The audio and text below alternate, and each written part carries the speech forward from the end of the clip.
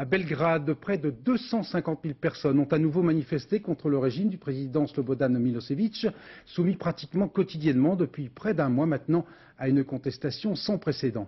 Nos envoyés spéciaux à Belgrade, Éric Lemasson et Philippe Deslandes, ont rencontré l'un des principaux responsables de l'opposition, l'écrivain Vuk Drašković.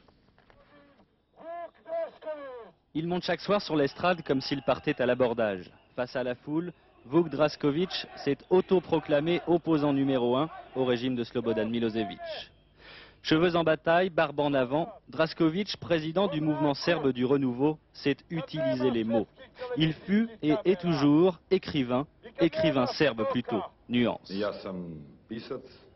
Je suis un écrivain qui en ce moment fait de la politique. Alors, ma profession actuelle, c'est la politique. Mon objectif principal est d'aider la Serbie à se libérer des dictatures communistes et à devenir un pays européen et moderne. Ces temps-ci, Drašković est un homme pressé. Pressé d'en finir avec le régime en place pour la lui prendre. Pressé d'oublier aussi qu'il fut lui-même autrefois l'un des plus extrêmes nationalistes serbes.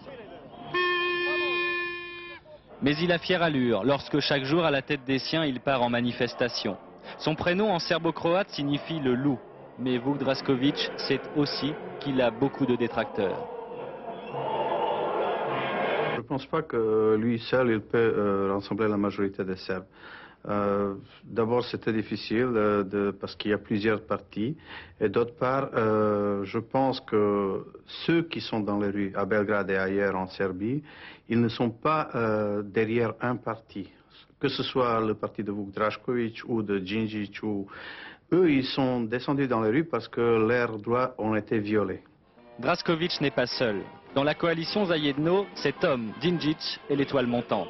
Après 3 semaines de manifestations quotidiennes, les dissensions apparaissent, même si tous hurlent encore d'une même voix en passant devant le palais de Milošević.